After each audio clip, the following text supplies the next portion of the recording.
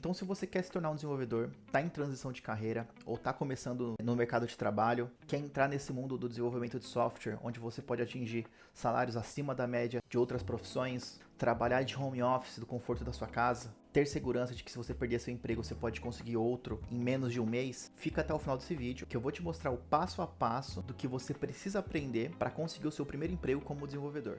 Fala pessoal, eu sou o João Matheus, engenheiro de software há 10 anos e bora pro vídeo. Então eu vou compartilhar a tela com vocês.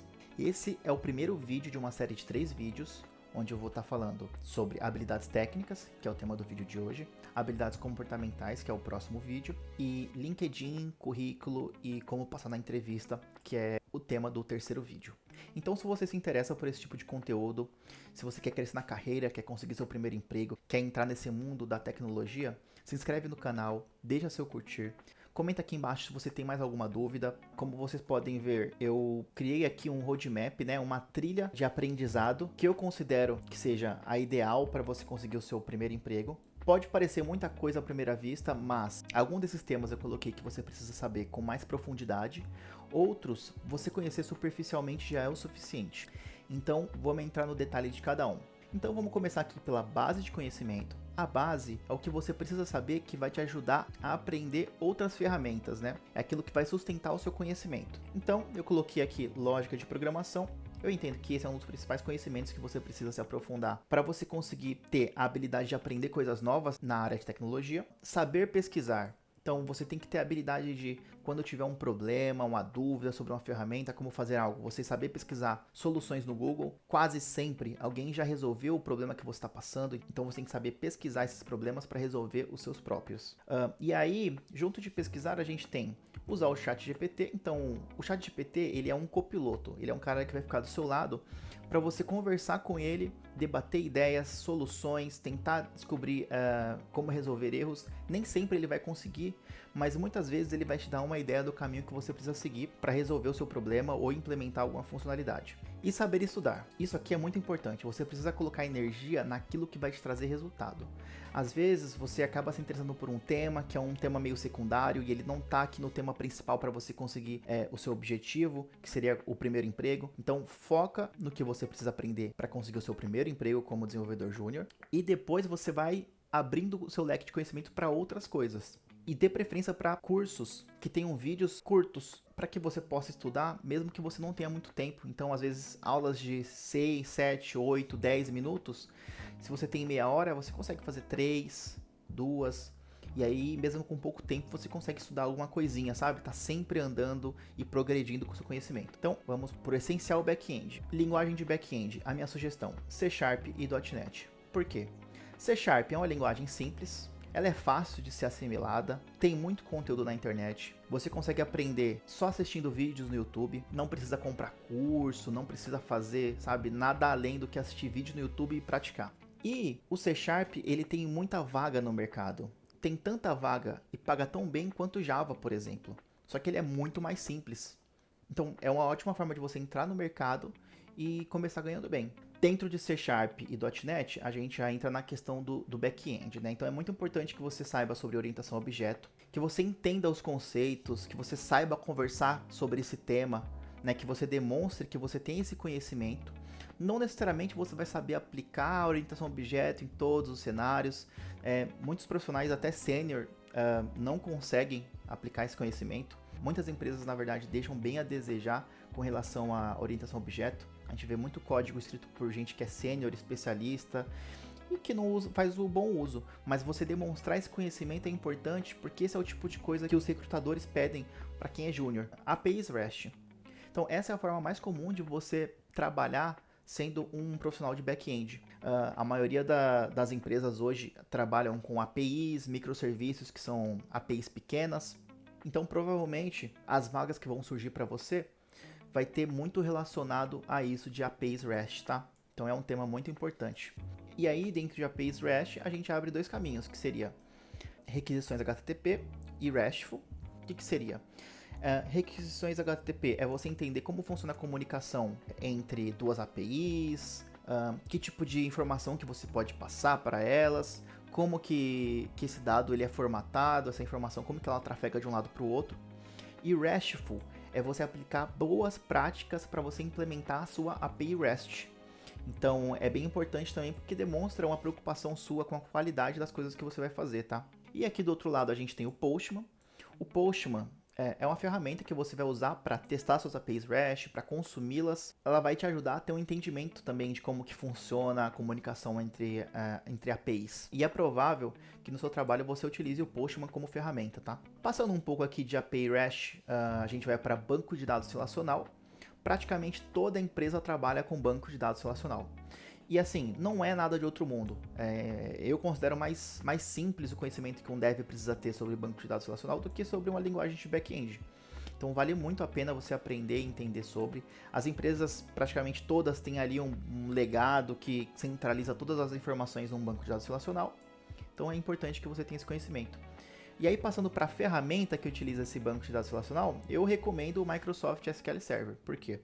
Porque tá no mundo Microsoft, assim como o C# e .NET. É uma ferramenta simples de usar, tem muito conteúdo na internet para você aprender. E o que você aprender aqui dentro, você pode aplicar para outros bancos de dados, como MySQL, Postgres. Então, vale muito a pena você aprofundar esse conhecimento. Ainda aqui no Essencial Backend, um tema que eu acho que é muito importante você aprender e que é muito simples, ou seja, você vai gastar pouco tempo e vai aprender um tema que é muito crítico e muito importante, é sobre Git. O Git ele é amplamente utilizado, praticamente toda empresa usa o Git. São poucos comandos ali que você precisa aprender para você conseguir entrar ali o inicial do Git. Com certeza ele é pedido quase como uma obrigatoriedade ali nas vagas para você ter de conhecimento, tá?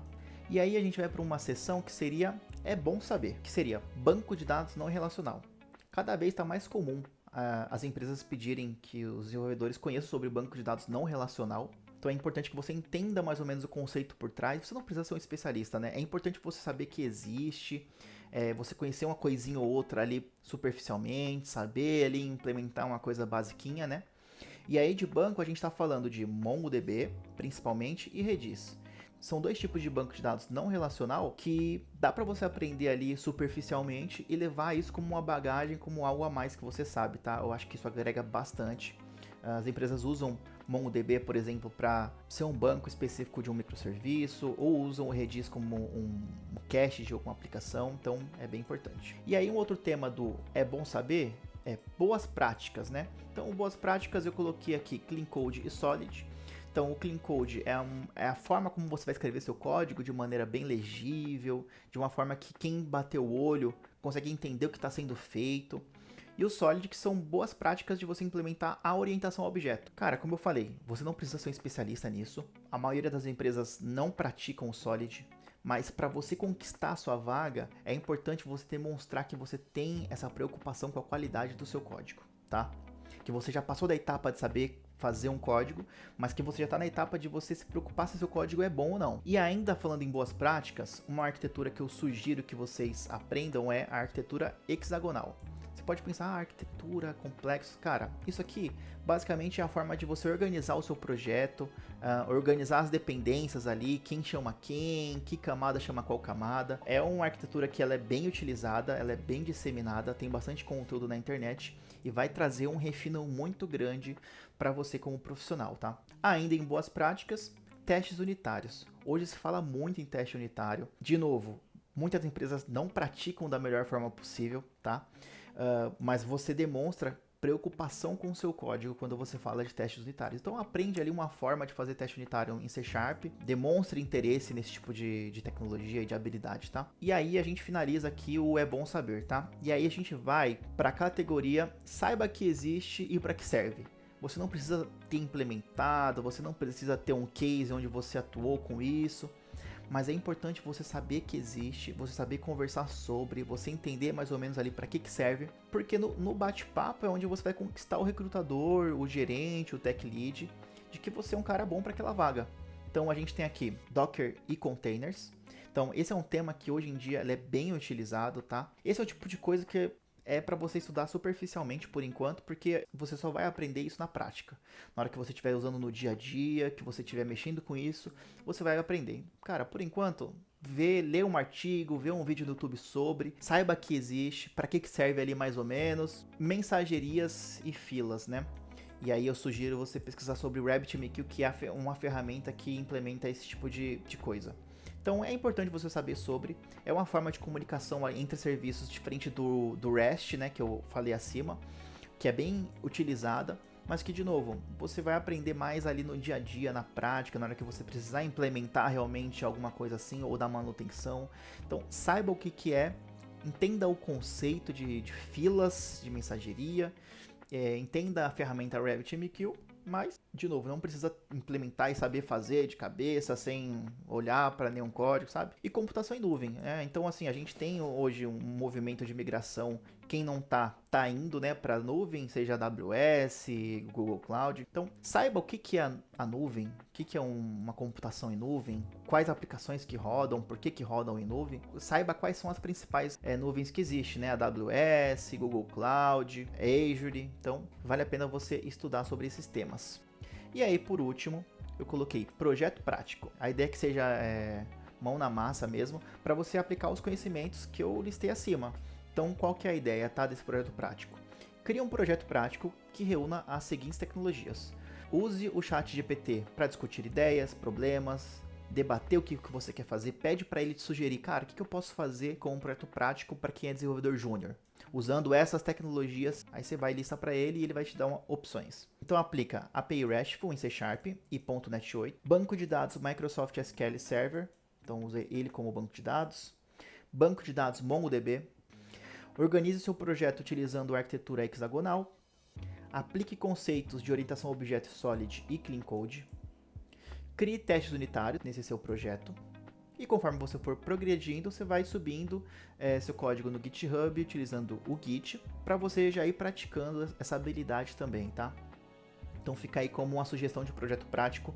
Depois comenta aí embaixo se está dando certo o seu projeto, se você começou, se você quiser me passar o link, manda o link do seu GitHub para eu dar uma olhada. E é isso, essa é a minha sugestão de roadmap de estudo sobre habilidades técnicas, para você conseguir o seu primeiro emprego como desenvolvedor júnior. Se você gostou desse conteúdo, você quer mais conteúdo sobre como crescer na carreira, como se tornar um desenvolvedor, sobre como aumentar o seu salário, conseguir promoções, se inscreve no canal, deixa o like, comenta aí embaixo se você tiver mais dúvidas e até mais. Valeu!